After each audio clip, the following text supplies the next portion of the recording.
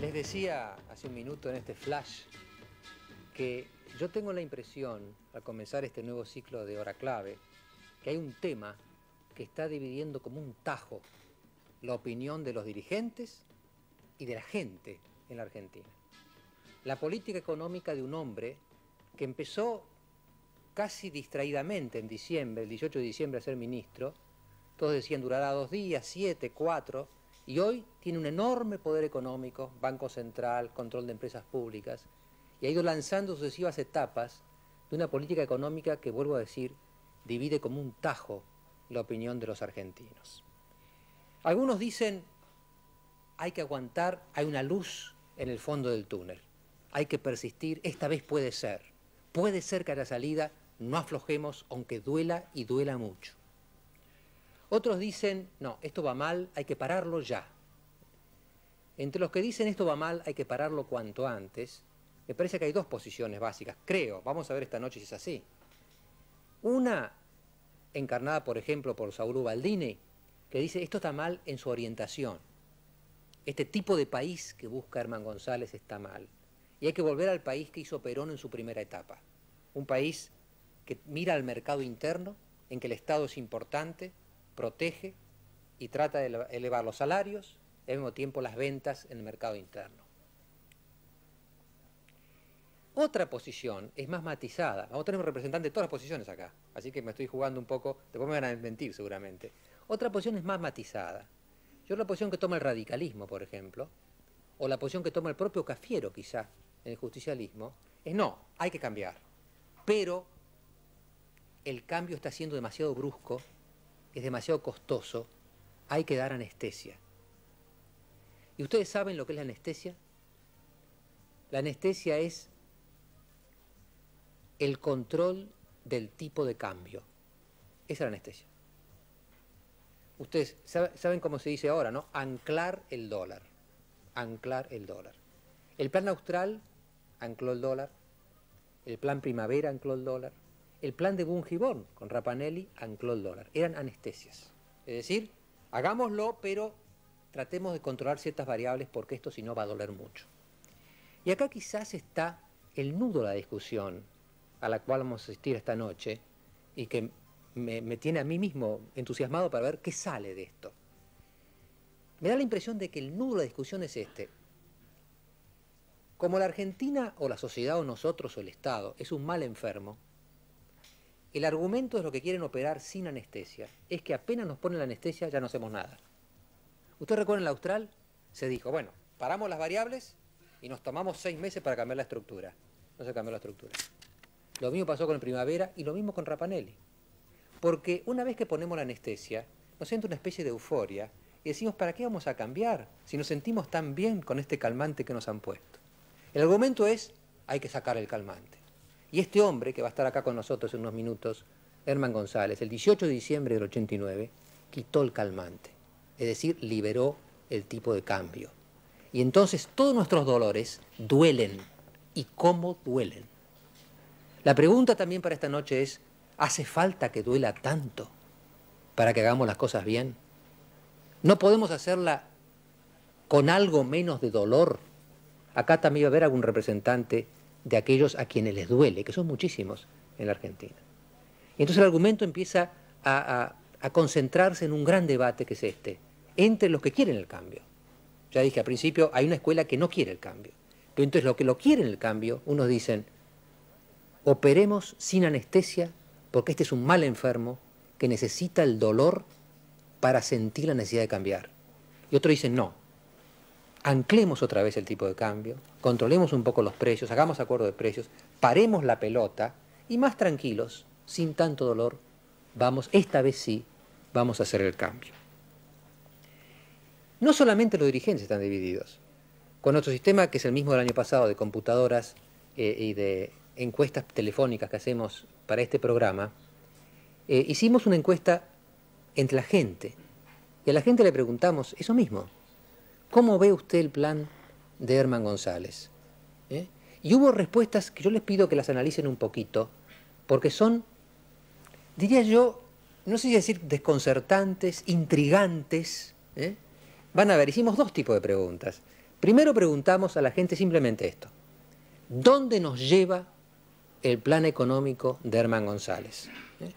Y le dimos dos alternativas.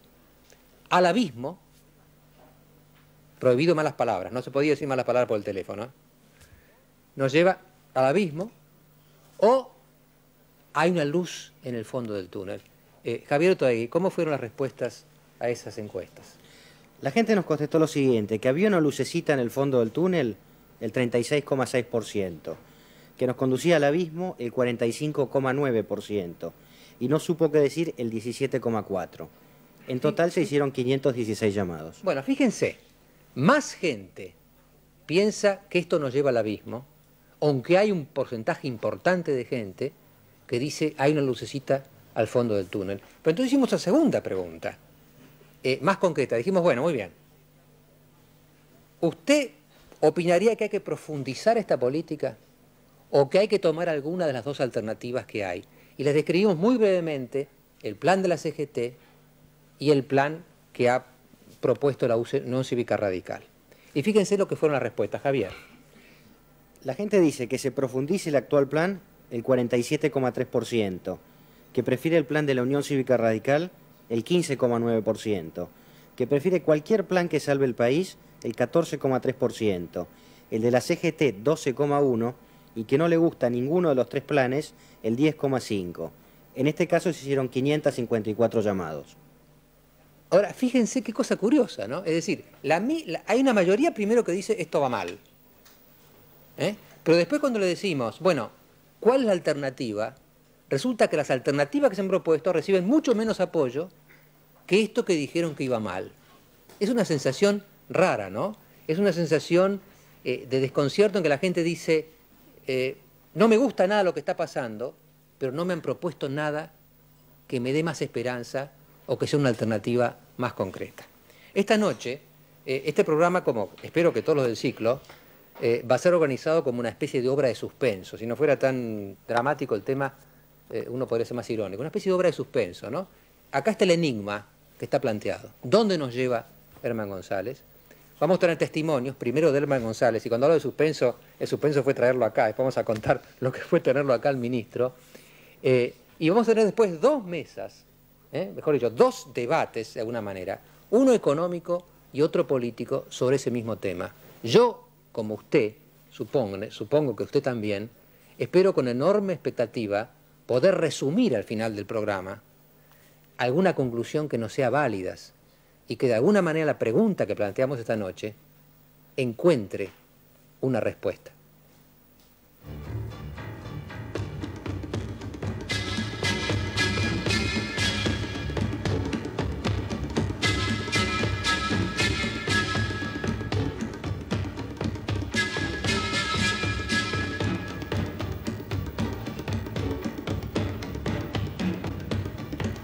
Las siguientes empresas acompañan a Mariano Grondona en Hora Clave. Austral Líneas Aéreas, una empresa privada que vuela hacia la creación de nuevos y mejores servicios. Primer nivel en odontología para su empresa o grupo familiar. Asistencia odontológica integral. Santa Fe 1592, teléfono 42 9810. Compañía Química, una empresa en permanente desarrollo. Por eso crecemos para adentro y nos expandemos exportando nuestros productos. Iquique International Suppliers, la solución en comercio exterior. Representante de Sofri, Zona Franca Iquique, San Martín 390, cuarto piso. Porque su salud solo merece calidad y eficiencia. Medicus, líder en medicina privada. Mercado de valores, que transforma su ahorro en inversión productiva. Sebel Argentina, una empresa que invierte, produce, exporta y cree en el país. Sebel, para sus productos Fiat, Peugeot y Chevrolet.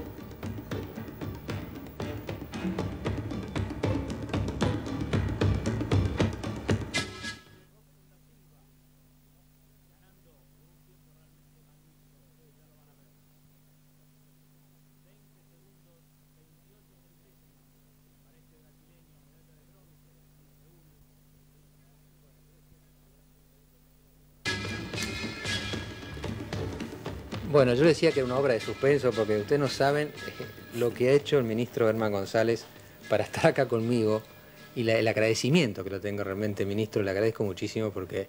Gracias a usted, me interesaba, como siempre, poner la cara. Bueno, no, pero les voy a contar un poco, aunque sea un segundo, algo anecdótico, para que ustedes sepan lo que es producir programas como este, ¿no? Como el programa estaba hecho sobre la base de Herman González, yo no podía dejar de tenerlo, porque usted era el pivote de todos los debates que vamos a hacer después. Y Herman González tuvo que informar hoy al Partido Justicialista, al Consejo del Partido, en el Hotel Presidente, que además sus autoridades se portaron fantástico conmigo. Y bueno, la reunión estaba prevista de 6 a 9. Todo el mundo estaba tranquilo, que a las 9 el ministro se desocupaba. Empezaron a pasar los minutos, 9 y 5, 9 y 10, 9 y cuarto, y la reunión seguía y seguía, las preguntas seguían y seguían. Nos fuimos entonces con alguna gente de producción y con 2 cameraman al hotel, donde nos abrieron las puertas, pero no las puertas del recinto donde había una discusión, ¿no? Y el ministro seguía discutiendo y seguía contestando. Yo pensaba grabarlo y traer el tape acá. Bueno, el asunto que pasaban los minutos eran 10 menos 20, 10 menos cuarto, y finalmente yo entré a ver si lo apuraba con mi gesto.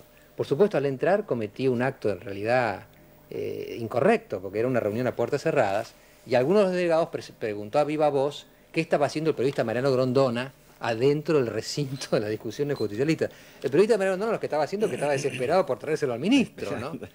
Bueno, la cuestión es que el periodista se replegó vencido, y dejé ahí un delegado, y cuando estaba ya prácticamente haciendo el comentario me anunciaron que había llegado el ministro, que había terminado la reunión. Así que le agradezco muchísimo otra vez, ministro, su presencia. Una vez más, creo que tanto esa reunión, que fue uno de los actos republicanos, digamos, de la obligación que tienen las autoridades de rendir cuentas y de contestar cara a cara las preguntas y las inquietudes y las dudas que pueden plantearse, con el mismo espíritu vengo a su programa. ¿Fue dura la reunión? Bueno, fue prolongada, fue dura en el sentido del planteo de algunas de las inquietudes, que algunas son absolutamente legítimas, otras parten más bien de conceptos distintos, se aprovecha a veces para hacer discursos, pero de cualquier manera el final fue un aplauso, fue una rúbrica muy interesante de respaldo para el ministro de Economía y por ende para su política. Y las felicitaciones personales de mucha gente que dice que por lo menos se ha contestado con claridad. ¿Usted cree, ministro, que el partido está detrás de su política? Porque fíjese que está la posición de Ubaldini, la posición de Cafiero.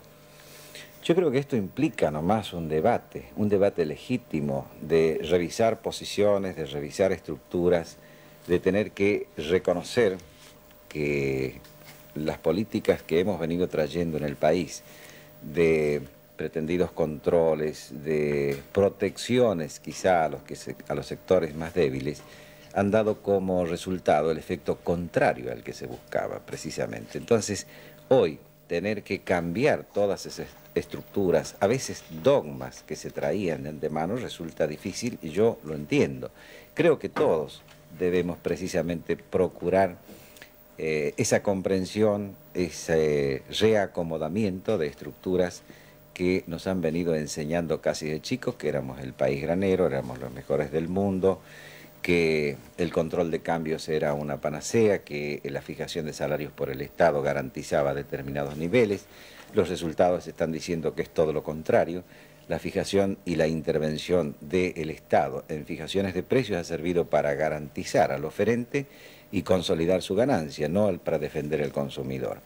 La fijación de salarios ha significado, por ejemplo, la caída del 45 al 46% de participación del sector laboral en el PBI, al orden del 22-23% que tenemos en este momento. Entonces, hoy tenemos que reconocer que ese pretendido paternalismo del Estado nos ha conducido a un país estancado, a un país con una inflación renuente, que nos ha colocado al borde del abismo, que nos ha colocado al borde del colapso con las hiperinflaciones que ya no solamente son una inflación técnicamente prevista, sino que tiene el ingrediente de la desconfianza, de la falta de credibilidad, de la necesidad de huir de la moneda nacional buscando una moneda más fuerte. Ahora, ministro, cuando preguntamos a dónde nos lleva Herman González, porque, como decía yo en el comentario, Herman González empezó casi con esa especie de... Pues los riojanos se engañan mucho, me he dado cuenta yo, ¿eh? Son tranquilitos, parece que no, nada, y de golpe usted tiene todo el poder económico, ¿no? La responsabilidad. La responsabilidad económica. Entonces uno dice, bueno, ¿dónde nos lleva Hernán González? ¿Usted le parece que están explicando bien dónde nos llevan? La gente sabe que duele, pero ¿dónde nos llevan? Es decir, ¿cómo va a ser la Argentina del mes que viene, la Argentina de cada 2 meses? Yo creo que ese es un déficit nuestro, quizá no plantear la perspectiva futura. Confiamos en que se mire en otros países cuál fue el resultado de la aplicación de estas políticas, pero debemos decir que en definitiva hay una primera etapa indispensable de freno a la hiperinflación. La hiperinflación, en definitiva, no solamente ya se traduce en un conflicto económico, sino en un conflicto social, en una guerra sectorial y en algo que puede llegar a hacer peligrar las instituciones. Entonces, nuestro primer objetivo es frenar ese proceso hiperinflacionario. El segundo objetivo es lograr una estabilidad, empezar a ver el fruto de esa estabilidad, que es recrear la confianza en el país, atraer las inversiones necesarias, en primer término del propio argentino, del ahorro nacional. Nosotros no podemos legítimamente ir a pedir a otros, a extranjeros, que inviertan en nuestro país cuando están viendo que el argentino está sacando su ahorro del país. Y lo saca probablemente a pesar de controles de cambio, a pesar de todas las medidas policíacas que pudieran establecerse, porque no tiene confianza en la estabilidad de las instituciones, de las medidas, porque sabe que en algún momento el Estado le viene, le interviene, le fija el precio, le cambia las reglas de juego, etc. ¿Sabe, ministro, que uno de los argumentos que se usa para decir que los argentinos perdieron confianza es lo que usted hizo con los certificados de depósito?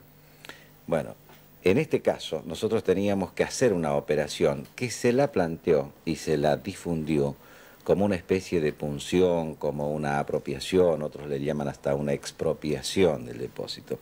Acá nosotros sabíamos que estábamos en una rueda, en un círculo vicioso que no iba a dejar avanzar ningún tipo de política monetaria. Y lo que se hizo es una reprogramación, es decirle, señores, esta política de cada 7 días o cada 15 días de plazo fijo, es lo que le va a terminar por deteriorar ese ahorro que supuestamente tiene y es lo que le va a afectar más adelante su propio patrimonio. ¿Qué le hicimos? Reemplazarle ese depósito por un título honrado por la economía argentina siempre.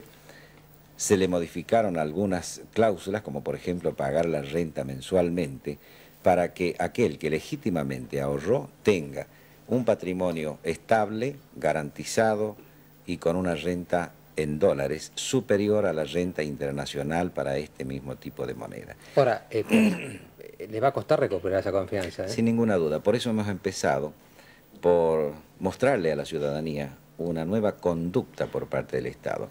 Aquello que siempre se declamaba, se prometía. Vamos a reformar el Estado, racionalizar el gasto público, mejorar el funcionamiento de las empresas públicas, empezar un proceso de privatización. Todo esto no lo plantea Menem como una novedad. Todo esto en la ciudadanía argentina siempre se ha venido planteando, siempre aparecían las inquietudes. ¿Cuándo vamos a terminar con ese Estado monstruo que no presta los servicios indispensables que debe prestar un Estado? Lo que pasa es que cada vez que se pretendía encarar esta política de transformación, aparecían lo que usted llama las anestesias. Aparecían los paños tibios, y que decían, no, bueno, esto va a ser muy doloroso, lo posterguemos, lo cambiemos, veamos otros mecanismos. Se acabaron los mecanismos, el Estado está prácticamente al borde del colapso, se acabaron las posibilidades de emitir moneda para financiarse, lo que agrava la situación inflacionaria. Y este es otro de los elementos que hay que destacar. ¿Cuál es el efecto de la inflación? En definitiva, uno de los más perversos es la transferencia de recursos de los sectores de ingresos fijos, de los asalariados hacia los otros sectores. Es el impuesto más perverso que puede aplicar el país. Una política monetaria que conlleve efectos inflacionarios castiga mucho más duramente a los sectores de ingresos fijos. Ahora, ministro, de todas maneras es duro, ¿no? Es muy duro. ¿Sabe que cuando estábamos preparando este programa, y voy a hacer algo que no me gusta hacer, que citarme a mí mismo, no me gusta, pero me convencieron porque en diciembre, el último programa del año estuvimos con usted también. Correcto, ¿no? sí. 28 de diciembre fue el último programa del ciclo de Hora Clave, y yo en el resumen, cuando hice el resumen, Dije algo que ahora está pasando. Yo no sé si podemos, Mónica, podemos pasarlo. Son 20 segundos nada más de lo que se dijo al final de ese año. Hubo un momento muy importante cuando Mesadri dijo que es ser duro. Yo le dije, mire, cualquier cosa que haga va a tener que ser dura. Porque finalmente esto termina en la no emisión. Si queremos salvar el austral, o como se llame la moneda, un día no se emite más. Y el día que no se emite más es el llanto y crujir de dientes. Y estamos en el llanto y crujir de dientes, ministro. Exacto, pero ahora, alguna vez ¿toleraremos tenía ese que dolor? hacerse. ¿No es muy grande este dolor? Yo creo que es profundo, pero hay que ver qué es peor. Entrar en el colapso, entrar en la época en donde el Estado tuvo que dejar de pagar los sueldos a los maestros por 18 meses, tuvo que detener todo lo que es gasto público, tuvo que paralizar el aparato estatal aún en sus funciones esenciales, o este dolor que significa recesión, que significa privaciones, que significa ajustes, pero que nos está mostrando que una vez que se haga este ajuste, una vez que el Estado mismo comience a demostrar una conducta distinta, una vez que se cumpla esto que dice el decreto 435, se le prohíbe al Banco Central emitir moneda para financiar al Tesoro Nacional. Allí se está autolimitando y autoobligando el propio gobierno a decir de acá para adelante debo llevar una conducta de esta naturaleza para evitar un nuevo engaño a la población, para evitar un mal mayor a la población. Usted sabe que teóricamente puede una operación sin anestesia, que sea tanto el dolor que el enfermo se muera en la operación. Puede ocurrir, ¿no es cierto? Creo que no es del caso. Argentina no va a perecer frente a un dolor. Yo creo que este es el momento de inflexión histórica donde estamos dando nacimiento precisamente al nuevo modelo y a la nueva estructura económica. Estamos dando nacimiento, dije, hay dolores de parto. Claro, el dolor de parto son fuertes. Fíjese, pero... ministro, que este programa, como a mí me dicen que soy muy abstracto siempre, y soy medio abstracto, voy a traer en algún momento del programa gente concreta, porque cuando uno dice el dolor, bueno, ¿cuál es el dolor? Pero hay gente concreta que le pasan cosas. Y yo traje un testimonio hoy de una señora que es maestra y que está, supongo que la cámara estará enfocándola. Yo voy a pedir, con total tranquilidad, que usted diga simplemente su nombre, su profesión y qué situación económica tiene usted con motivo de esa profesión. Perfecto, buenas noches. Buenas noches. Me llamo Esther Dora Seibel, tengo 3 hijos, soy separada, docente, maestra. Mi sueldo, testigo fiel, cobrado el 2 de marzo, 95.000 básico, total, con salario familiar. Tengo familia numerosa y escolaridad, cobré un total de 175.000 australes. Le pregunto a usted, señor ministro, mientras tanto, ¿cómo puedo vivir con este sueldo con 3 hijos? Dos reflexiones previas. Esta es la más palpable demostración de los efectos de políticas equivocadas que han llevado precisamente al Estado a dejar de cumplir las misiones indelegables, como son atender la educación, atender la salud, atender la defensa, la seguridad. Y hoy se encuentra imposibilitado precisamente de responder a eso, que es una de las funciones esenciales por parte del Estado. En segundo término, quiero anticiparle que la fijación de salarios para el mes de marzo es totalmente distinta y va a responder probablemente a gran parte de las expectativas. Esta es una preocupación permanente del presidente de la Nación, que le golpea las puertas también siempre al ministro de Economía para que le dé una solución económica a la parte salarial docente, lo que no significa dar la solución a toda la política docente que está en otra área y que creo que está bien encaminada. Pero de cualquier manera, le digo, señora, si no tomamos esta medida de ajuste, si no nos ajustamos nosotros en este momento, el resultado es un poco la referencia que le acabo de hacer al señor Grondona.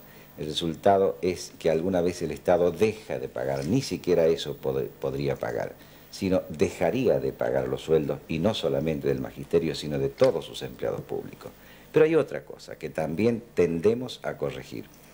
Usted sabrá, porque es público, que hay empresas del Estado que pagan a sus gerentes sueldos totalmente distintos a los del resto de la administración pública. Esto también tiende a corregirse con este decreto ómnibus en donde se fija un salario mínimo social garantizado. Garantizado quiere decir que de alguna manera lo vamos a proteger contra el deterioro de la inflación.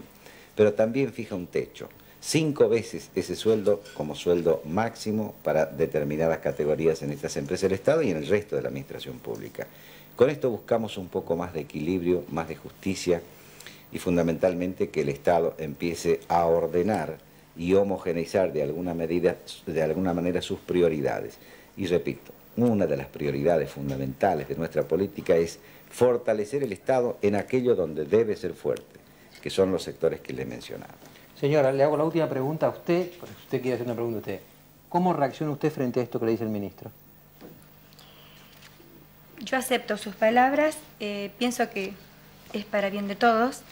Y lo único que realmente me preocupa, porque quiero mucho la docencia, no quisiera dejar la docencia porque no quisiera que por el sueldo tener que hacerlo, y si es que tengamos que hacer fuerza entre todos para salir adelante, hagámoslas.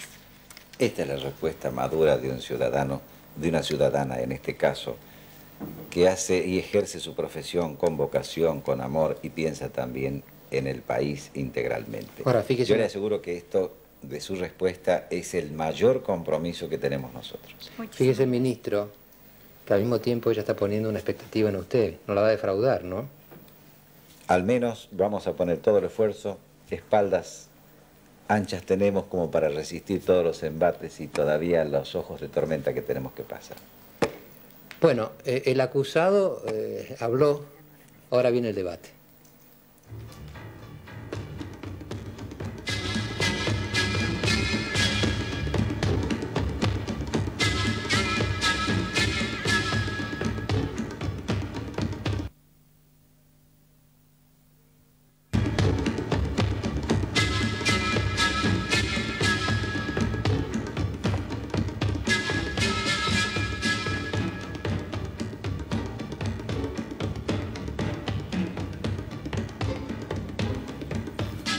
Uno de los efectos de la crisis es que veo que hay poca publicidad, no tenemos tiempo ni para sentarnos, ¿no?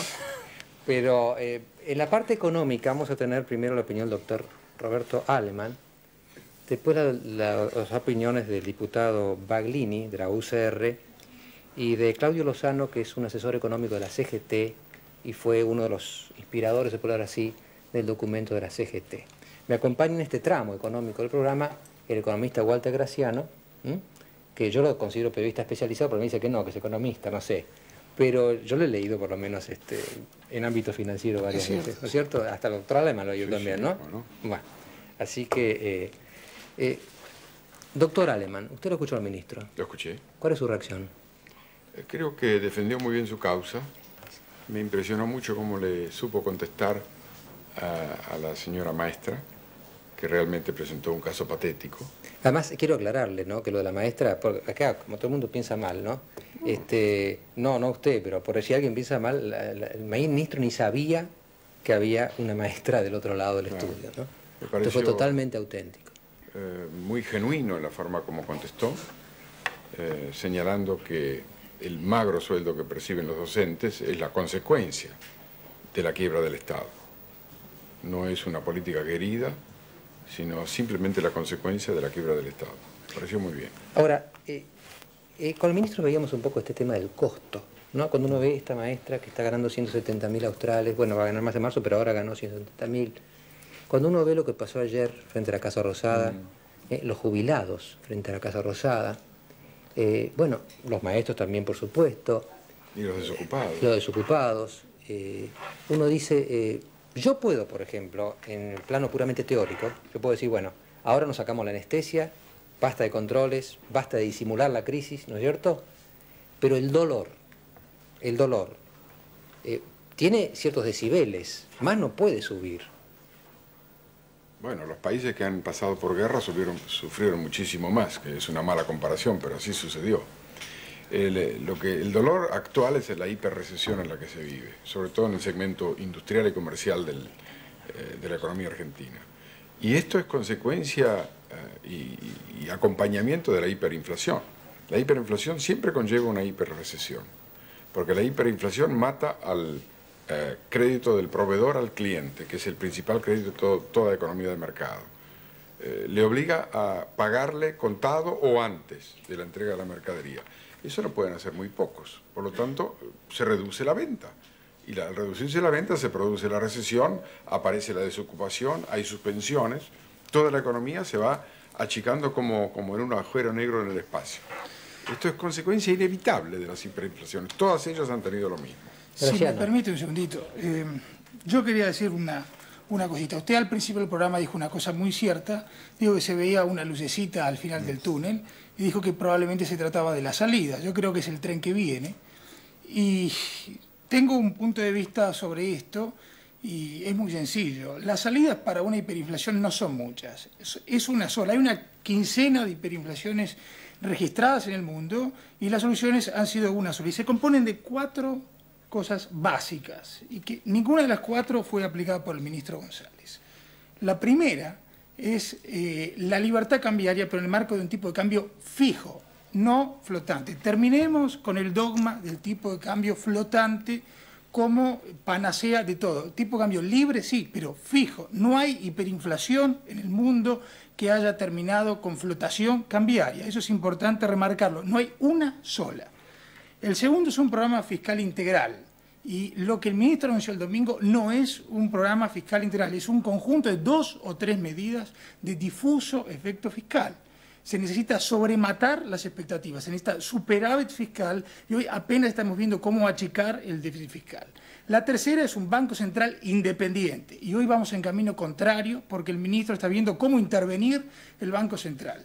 No hay forma de estabilizar sin un Banco Central independiente. Hoy necesitamos caminar hacia el camino del Bundesbank, por ejemplo, que es un Banco Central totalmente independiente con autonomía monetaria. Y la cuarta necesidad o requerimiento es restablecer la confianza. Y hoy yo realmente estimo mucho al ministro González, creo que está haciendo todo por recuperar la confianza, pero creo que es muy difícil que alguien que con toda la buena intención del mundo confiscó los depósitos, creo que es totalmente imposible restablecer la confianza en estas condiciones. Yo disiento porque Graciano es muy joven. Yo he vivido la hiperinflación alemana de la segunda posguerra y he estado estudiando economía al lado de Alemania cuando se produjo la estabilización. No se hizo con cambio fijo. Empezó con un cambio altísimo de 20 marcos por dólar, bajó a 10 y recién a los muchos meses se estabilizó en 4,20 y ahí quedó. Bastante tiempo. De ninguna manera se hizo con cambio fijo, se hizo con cambio flotante. Lo importante es la libertad cambiaria, no el anclaje del tipo de cambio. Libertad cambiaria la tenemos desde el 18 de diciembre. Y lo que hay que lograr no es el cambio fijo, sino el cambio estable. Lo cual quiere decir que el mercado mismo va buscando su nivel, como lo está haciendo. La autoridad monetaria, el Banco Central, compra y vende para evitar picos muy grandes de fluctuación, como lo hacen todos los grandes países del mundo, que no tienen cambios fijos, sino cambios flotantes. Y nosotros vamos en camino hacia eso. Ya hemos visto como hace 2 semanas el cambio está entre 4.500 y 5.000, más o menos. Posiblemente todavía tenga que subir algo, pero ya no tiene más las subas y bajas erráticas que padecimos en los últimos 3 meses. No creo que sea así, que tenga que anclarse. Y por el contrario, yo creo que sería un gravísimo error anclar el tipo de cambio. Porque inmediatamente reproducimos los fenómenos que hemos padecido con el plan austral, el plan primavera, el plan Bungeborn. Con un cambio anclado, los especuladores traen los dólares, los venden, los colocan a alta tasa de interés y esperan el momento de salir. Y eso crea una bonanza aparente durante la cual se suben en demasía los salarios, no aumenta la productividad y se produce otra vez la caída. Hay una pregunta que plantea Graciano, o una inquietud, que dice que el ajuste fiscal ha sido alguna cosita así más o menos, y yo me pregunto, ¿la batalla fue cerrar el banco hipotecario o hay alguna otra batalla todavía que no se...? No, hay muchas batallas que dar. El ajuste fiscal por ahora está atado con alfileres. La caja del Tesoro está equilibrada desde septiembre con un pequeño sobrante, no pagando los intereses afuera. Pero esto es con salarios públicos deprimidos, no reponiendo las inversiones que están gastándose y postergando toda clase de pagos que están debidos. De manera que esto es Esto no, todavía, por el momento, no cierra. Por eso el ministro anunció su programa de bajar el gasto en 2.000 millones de dólares, aumentar los ingresos en 600 millones de dólares en australes. Pero yo creo que se pueden hacer otras cosas. Nosotros tenemos una posibilidad que está a la vuelta de la esquina si el gobierno la encara, y la ha prometido, pero no la ha hecho, que es ofrecer en licitación las 10 áreas centrales del petróleo. ¿Eso qué quiere decir para el país? Eso quiere decir que empresas, las grandes empresas petroleras se interesan por eso, se asocian con YPF en el esquema que ha inventado el gobierno, pagan un derecho de asociación por la alícuota en la cual se asocian, y luego producen el petróleo, lo venden al mejor postor, lo exportan o se lo dan a los acopiadores o a las refinerías. Esto nos va a dar rápidamente cerca de 2.000 millones de dólares para la caja del Tesoro. Y con eso se pueden pagar a los maestros, a los policías, a los militares, a los jueces, a los empleados judiciales, a los funcionarios de dirección, que todos reciben sueldos muy magros, y a los jubilados. Eso se puede hacer. El decreto del Poder Ejecutivo, que otorga 40 áreas secundarias, es decir, de baja producción, también anuncia 4 áreas centrales, pero no se ha hecho. Se ha postergado, nadie sabe por qué, no hay explicación ninguna. Con eso que está ahí, está anunciado, el decreto está en vigor desde hace 4 o 5 meses y no se ha hecho. Eso se consigue con efecto inmediato. Otra cosa que se puede hacer, como el petróleo tenemos la pesca. Nosotros podríamos perfectamente llamar a empresas extranjeras, se requiere una ley para eso, rematar a ellos y a las empresas argentinas que quieran hacerlo el excedente de pesca y pedirles que paguen un derecho de captura, puesto que la pesca es del dominio privado del Estado y no se lo puede apropiar nada sin pagar. Hoy en día pescan y no pagan nada. Yo digo, ¿por qué no van a pagar? Y eso nos puede dar algunos centenares de millones de dólares más cada año. Son ingresos inmediatos para satisfacer estas necesidades urgentes.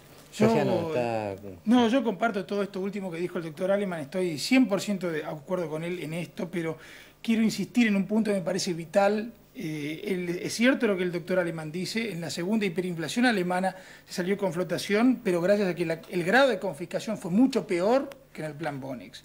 En la primera hiperinflación alemana, en la hiperinflación austríaca, en la húngara, en la boliviana, en la israelí, fueron todas hiperinflaciones donde salió con tipo de cambio fijo, libre, o sea, con libre acceso a la compra y venta. Me parece a mí, perdónenme, ¿no? Me parece que la discusión es un poco técnica porque ¿cuál sería la diferencia? Usted fija, es muy importante. Perdóneme, usted fija un tipo de cambio y lo cambia libremente. Sí. Y él dice, usted no lo fija, pero de hecho el Banco Central va vendiendo y comprando y bueno, no es tan diferente. Sí, es muy diferente. ¿Usted oyó hablar últimamente de la inflación en dólares? No, salió en todos los diarios. Claro, ¿Cómo la presión? Porque el riesgo cambiario de un tipo de cambio flotante, en estas circunstancias, no en circunstancias normales, pero en estas circunstancias es enorme. Entonces, cualquier venta que se realiza a plazo en la economía, casi todas se hacen a 2, 3, 7, 15 días, necesita cargar una tasa de interés enorme que implica un dólar mucho mayor. Entonces, el poder del salario real cae fuertemente y la tasa de interés es muy alta. Es mucho menos recesivo. Repito, es mucho menos recesivo un ajuste económico con tipo de cambio fijo. Pero ¿sabe cuál es el tema? No sé, el tema es este. En el Austral, la tablita de Martínez de Oz. Pero no fue libre. Bueno, no fue libre, sí, pero... la tablita era libre. Pero de alguna manera... Pero emitieron. ¿Sabe lo que nos pasa a nosotros? El argumento del otro lado es este. Una vez que anclamos. Es decir, nos quedamos... Yo lo viví. Por ejemplo, el plan Austral, y que algunos de ellos amigos míos, como Grodd, estaban en estado de éxtasis. Pero no, una vez que entra el calmante, dice, ¿para qué vamos a hacer algo más si ya está todo arreglado? Pero no, Grondona, es que justamente el poder de un tipo de cambio fijo y libre, que no era en el Austral, porque no cualquiera podía comprar y vender a la tasa de 0,80, sí, pero emitían. Un tipo de cambio, ¿alguien duda que un patrón dólar, un patrón oro en el siglo pasado pero el era argumento una de libertad González cambiaria? el argumento de González es esto. Si lo tengo libre, cuanto emito, ¡paf! Me sube Pero se el está dólar. emitiendo. El doctor González está emitiendo y fuertemente. Emitió 600.000 millones de australes en 6 días. Contra dólares. ¿Pero qué tiene que ver? Claro, es poder tiene de compra mucho que que está ver. echando al mercado y que puede hacer subir el dólar. El doctor Folchini, a quien respeto y también admiro, el mes pasado, en enero pasado, emitió muy fuertemente para comprar dólares. Claro. Y produjo una corrida cambiaria que llevó al dólar de 1.200 a 3.000. Eso hay que tenerlo en cuenta. Doctor Aleman. Cuando Fíjese que este muchacho, Graciano, a los que respeta y admira, mira, usted lo respeta y admira, mira cómo usted los lo trata. respeta y lo ¿Cómo admira. tratará a los que no Pero respeta y no disiento admira? con ¿no? usted en este tema. el tema del anclaje tiene otra connotación práctica. No ancla el que quiere, sino el que puede anclar.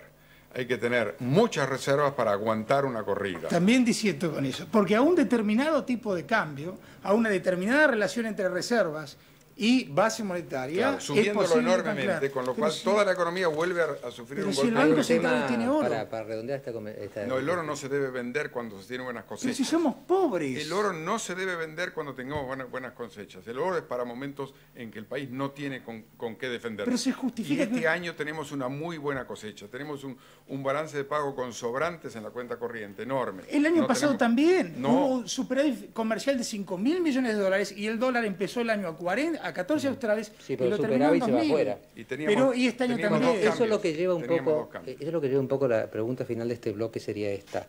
El tema de la confianza que plantea Graciano, ¿no? El año pasado hubo un superávit comercial de 5.000 millones de Con dólares desconfianza y fugó. que se fueron, ¿no es cierto? Sí. Entonces, si tenemos ese tapón salido en el barril, ¿qué vale tener superávits? Es que yo creo que la vamos a reconquistar la confianza con hechos. Con eso la vamos a reconquistar. Y entonces va a estar sólidamente afianzada, con hechos, pero no con palabras ni con anclajes. Porque el anclaje es una promesa vaga, no con promesas, con hechos. A medida que el tipo de cambio se vaya estabilizando, a medida que se vean los hechos concretos como el cierre del banco hipotecario y otros que hay que hacer, y algunos les mencioné recién, el público en general, el pueblo, le va a ir tomando confianza al programa. Bueno. Y así va a estar, va a ser un programa creíble y duradero, y no una simple anestesia durante un tiempo, después del cual volvemos a las andadas. Yo, para que la gente no pierda su memoria, los convoco a ustedes para dentro de un par de meses, porque hay una lucecita, los dos están de acuerdo que hay una lucecita, Sí, ¿no? yo creo que hay una luz grande. Pero claro, pero el asunto yo creo que él es el dice tren que viene. es el tren que viene y usted dice que es la No. salida. Es cuestión de poquito tiempo, ¿no? El tiempo creo que lo va a decir. Bueno, Yo creo que tiempo muy de decir. pronto. Bueno, muy bien. Doctor Alemán, ¿algo más? No, yo creo que está todo dicho. Sigue el debate con los diputado Baglini y el señor Lozano de la CGT, y después tenemos una mesa política muy fuerte, muy dura, también de debate. Va a estar Granillo Campo, no digo versus, va a estar Granillo Campo, Jaroslavski y Chacho Álvarez de los 8.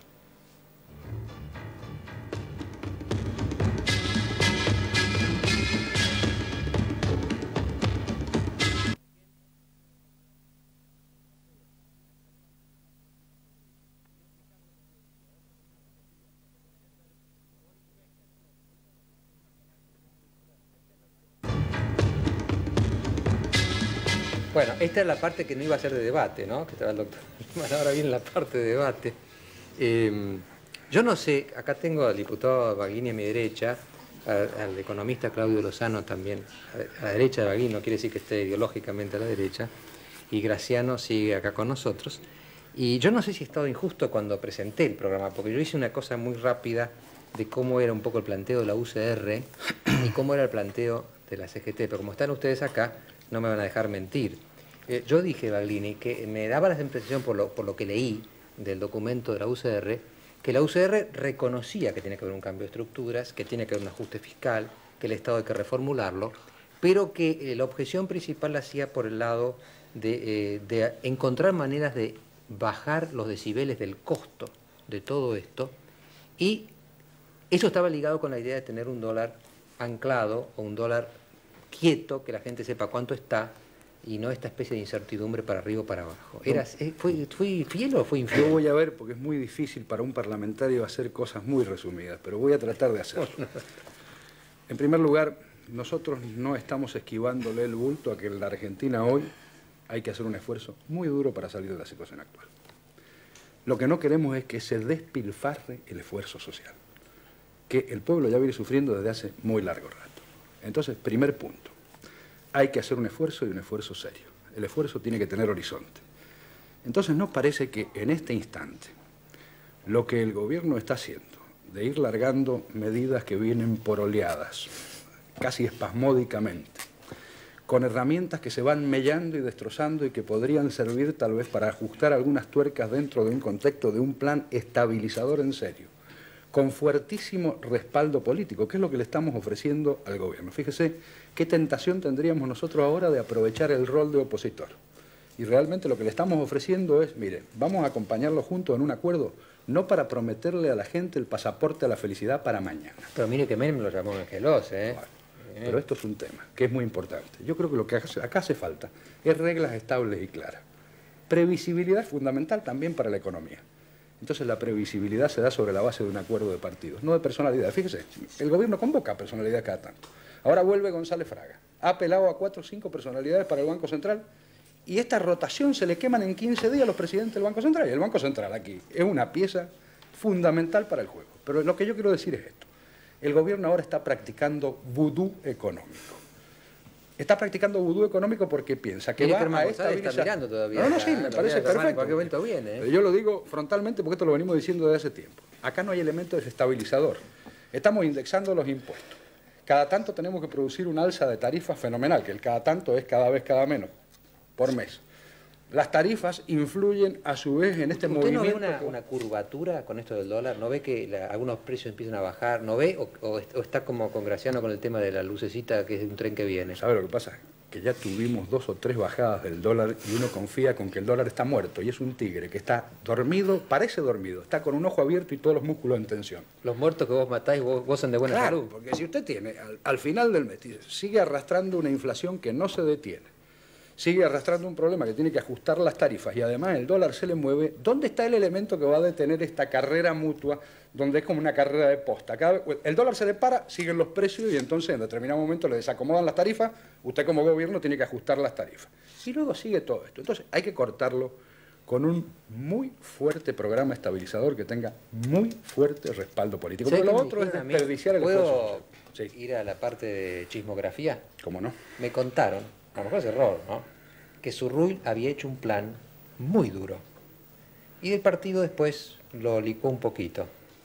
No, yo le voy a decir, este documento que ha salido del partido, creo que es un milagro además, que en un partido político uno pueda prácticamente convocar virtualmente la unanimidad de los sectores internos para hacer esto. Es decir, para decir un programa, miren, este es el programa con el cual lo que queremos es apagar el incendio. Después vamos a pensar si tenemos que cambiar las cortinas de la casa o los sillones del lugar. Ahora, ¿cómo reacciona usted, Baglini? ¿Vio las encuestas que yo pasé al principio? Sí. Es rarísimo, ¿no? La gente le preguntan, ¿vamos al abismo o vamos, hay una luz a fondo del túnel, no del tren? Y una mayoría dice, más bien vamos al abismo, aunque hay una minoría importante que dice que no. Pero después le dicen, bueno, ¿y cuáles hay alternativas al plan de Herman González? Y los porcentajes que reciben tanto la CGT como la UCR son muy bajos. Sí. ¿Cómo se explica esto? Porque yo creo que pasa 2 cosas con la gente, y yo esto lo he graficado con la avenida. La gente tiene la sensación de que el Estado está virtualmente quebrado, que tenemos un severo problema para financiarlo y que por lo tanto hay que recorrer alguna avenida, alguna calle, diríamos, como para llegar al buen puerto que queremos llegar. Esta avenida pasa por lo que se llama reforma del Estado, de los cuales las privatizaciones son solo un capítulo, pasa por hacer más transparente una economía llena de subsidios, diríamos, y eliminar subsidios innecesarios, pasa por darle mejor inserción a la Argentina en el mundo, pasa por una serie de cosas. Pero lo que pasa es que no da lo mismo recorrer la avenida de norte-sur que de sur a norte, o quedándose dando vueltas en el road point del medio de la avenida. Y esto viene a cuento, por ejemplo, con la política de privatización. Si uno quiere decir, necesito hacer una política de privatizaciones, tiene que decir, necesito hacer una política de privatizaciones para que haya menor gasto público y para que haya más eficiencia de la economía y conseguir estos objetivos. Porque si al final, que es lo que puede pasar en algunos casos que hoy estamos discutiendo parlamentariamente, usted no ahorra gasto público y no obtiene más eficiencia, sino que está privatizando para obtener recursos que se gastan en los gastos ordinarios y corrientes, no llegamos a ninguna solución. Esto que dice el doctor Alemán, de vender áreas de petróleo, vender cosas, para pagar los gastos regulares y corrientes, es lo que pasó en Chile. En Chile la discusión hoy es si los recursos debieron haberse empleado en general, específicamente, algunas áreas de crecimiento del país, direccionando créditos, haciendo posible, diríamos, un avance tecnológico del país en vez de pagar sueldos. Una palabra que a los radicales no les gusta pronunciar, que es el desarrollo. No, nosotros... ¿La pronuncian ahora o no? Sí, mire, yo creo que en esto, incluso, fíjese lo que le digo, yo creo que para evitar el vudú en economía, incluso no hay que enamorarse de una herramienta. Usted hablaba de tipo de cambio fijo o libre. Nosotros probamos todos los tipos de cambio en 4 o 5 meses. Aquí lo que queremos es un tipo de cambio estable. Pero así como va, no puede estar estable. Es decir, con el Estado mirando, contemplando como mero espectador de la puja aquí alrededor del tipo de cambio, nunca vamos a tener tipo de cambio estable y no salimos de la hiperinflación. Claudio Lozano, usted es un asesor de la CGT y también conocimos el plan de la CGT. Usted escuchó al diputado Baglini. ¿Más o menos lo que él dice es lo que usted piensa? Con algunos matices. A mí lo que me interesaba, en función de lo que habías planteado al comienzo, en donde aparecía un poco la posición de la CGT como ubicada en tratar de volver al 45 o algo por el estilo, es dejar en claro que este no es el sentido. Acá creo que estamos todos planteando la necesidad de un cambio estructural importante. En todo caso, lo que estamos discutiendo es el sentido que tiene que tener esta orientación del cambio estructural. Y digo un cambio estructural porque hace 15 años que en la Argentina venimos padeciendo las consecuencias de la organización de un proceso económico basado centralmente en un esquema de acumulación donde han predominado determinado tipo de capitales, concretamente un conjunto de grupos locales de capital nacional y extranjero, que crecieron al calor del endeudamiento externo y la subordinación del aparato estatal. Recién yo, cuando lo escuchaba al ministro Armán González y planteaba cómo el Estado paternalista en realidad había tratado de cubrir las necesidades sociales, yo me preguntaba quién podía suponer que acá en la Argentina existía un Estado paternalista a partir de 1976 en adelante. Porque la quiebra estatal que estamos padeciendo no tiene absolutamente nada que ver con un tipo de Estado que haya propendido a distribuir, sino que en todo caso está basada en un Estado que apropia ingresos fundamentalmente de quienes tienen menos recursos, porque descansa su tributación fundamentalmente sobre el salario y los consumos, variables en permanente descenso, concretamente en los últimos 15 años en la Argentina, y porque ha asignado concentradamente los recursos sobre los grupos más concentrados de la economía local, a través de múltiples vías: estatización del endeudamiento externo, promoción industrial, subsidios a los proveedores vía sobreprecios, etcétera, etcétera, etcétera. Esa es la quiebra fiscal que padecemos, y en todo caso ese es el replanteo que hay que realizar. Y en alguna medida el modelo económico que estamos discutiendo, el modelo económico que se está agotando y el Estado consecuente con ese modelo económico que se está agotando, es el Estado y el modelo económico que abrió la dictadura militar en 1976. La quiebra fiscal, fruto de un esquema de distribución absolutamente regresiva, en donde no se puede seguir sosteniendo el conjunto de subsidios sobre la base de la caída del salario y del consumo. Esa quiebra fiscal ya no permite seguir subsidiando ni al sector financiero como se lo subsidió, ni permite la valorización financiera que caracterizó estos capitales, ni permite el esquema de subsidio fiscal que estuvo presente en la Argentina en los últimos años. El problema es la orientación que tiene esto, porque acá, para cambiar esto, parece que se han adoptado las propuestas concretas de la banca acreedora. Y entonces les eliminamos los subsidios financieros, le eliminamos el subsidio fiscal, pero como contrapartida parece que necesitamos poner una relación dólar-salario mucho más alta que nunca, necesitamos agudizar la regresividad distributiva, y necesitamos compensar la pérdida de subsidios con el traslado de los mejores negocios que puede tener el Estado argentino a la órbita de concretamente aquellos grupos que vaciaron buena parte de las empresas. Son negocios que no los hace porque pierden, ¿no? Sí, pero ¿qué ganancia puede tener hoy la banca si no existen los depósitos? Ya no hay depósitos en la Argentina. Yo quiero decir una cosa, yo concuerdo en una cosa muy importante con el diputado Baglini, y que creo que es necesario un pacto radical peronista, no más allá de las políticas de ambos, por una cuestión muy simple. Creo que Angelos hoy tiene algunos de los mejores economistas y tiene un equipo económico bastante homogéneamente formado. Y lo digo yo y no soy parte interesada en el caso porque soy afiliado a la UCD. Y creo que hoy la rama económica de Angelos tiene hoy probablemente uno de los mejores equipos económicos que puede contribuir a estabilizar la situación. Una cosa es muy importante: para operarme hay que elegir al mejor cirujano. No puedo operarme con alguien con quizás muy buenas intenciones, pero que no es un excelente cirujano. Para operarme al corazón, Favaloro. ¿Favaloro, Angelos, Lozano? Yo creo que realmente se hablaba recién de la lucecita y francamente yo, más allá de que por supuesto no lo deseo, no veo un futuro promisorio a partir del esquema que se está aplicando. Concretamente creo que el tipo de transformaciones que estamos sufriendo y que creo que preanuncian un tiempo de inestabilidad bastante importante en los próximos meses de la Argentina, tiende a consolidar un modelo de país con un fuerte sesgo exportador, con un tipo de mercado interno mucho más chico que el anterior, concentrado fundamentalmente en el consumo de los sectores de altos ingresos. Exportar, Lozano, porque mire que hay países No, el problema no es exportar, el problema es cuando la exportación se transforma fundamentalmente en un negocio privado, cuyos efectos benéficos se reducen a un conjunto muy reducido de la población y que no se pueden internalizar al conjunto del proceso económico. ¿Usted cree que la exportación de los alemanes o de los italianos... No, es muy sencillo, es muy sencillo, Grondona. No hay ninguna necesidad de tener un perfil exportador basado en un patrón distributivo absolutamente injusto y regresivo. Ninguna necesidad hay de esto. Yo no estoy negando que acá haya que tener un nivel de exportaciones importante, no estoy negando la necesidad de una inserción internacional acorde con la necesidad de estos tiempos. Lo que estoy diciendo simplemente es que acá concretamente hay un conjunto de sectores productivos, que son el sector agropecuario, el sector petrolero, el sector siderúrgico, el sector de bienes de insumos intermedios de la economía argentina.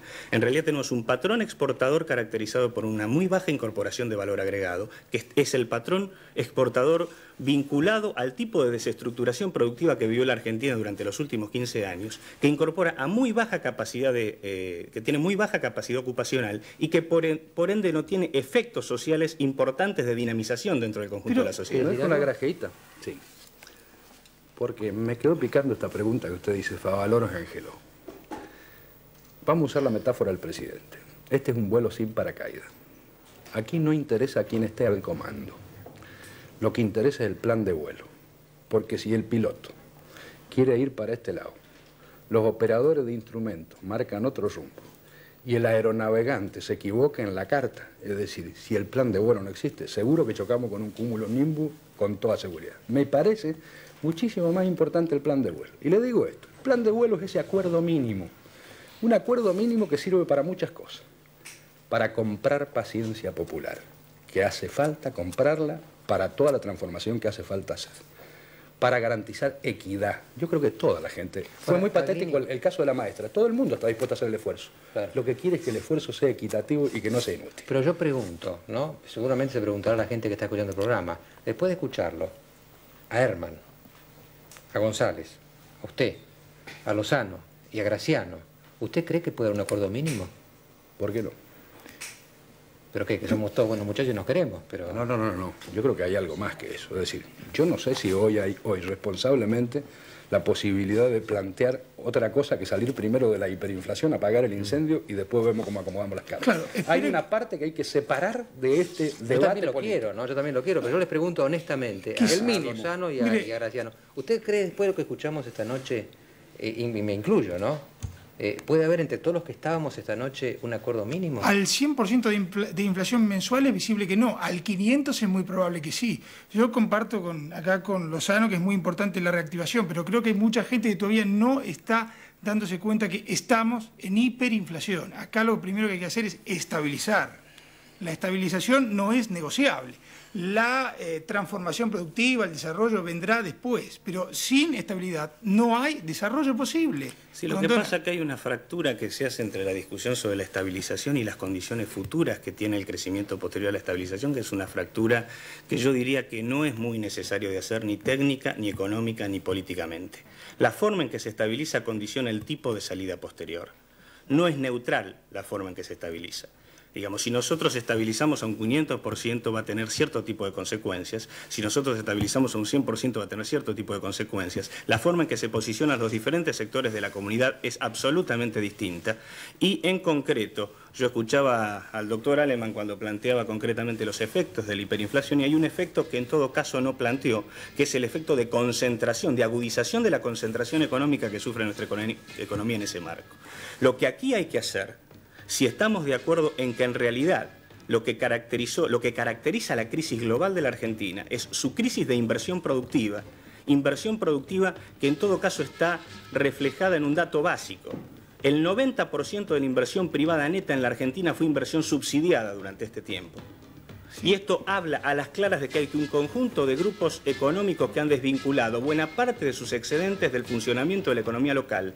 Si no pensamos en la forma de volver a regular y controlar parte de ese excedente para reinvertirlo localmente, no hay posibilidad de pensar una alternativa de crecimiento sostenido en la Argentina. Yo quiero decir solo... antes que el cúmulo Les voy a dar choque con el avión. 10 segundos a cada uno. Sí. A ver, Yo ¿quién quiere quería empezar decir una cosa, lo que dije acá Lozano me parece muy bien, pero con vaguedades no se estabiliza. 10 Yo segundos. creo que no es vaguedad hablar de casualmente cuál es el modelo de poder y de estructura social que está presente en la Argentina en la aplicación de la política económica en marcha. 10 segundos. Bueno, yo creo que lo más importante ahora es garantizar que no se siga deteriorando el tejido social de este país. Y para eso hay que parar la hiperinflación ya. Bueno, usted supongo que estará anotando todo, ¿no? Porque yo acá anoto todo. Yo soy una especie de hormiguita que anota, ¿no? Para el final. Y voy a ser ecuánime en el final. Mi corazoncito me lo voy a guardar. A lo mejor. Sí, volvemos.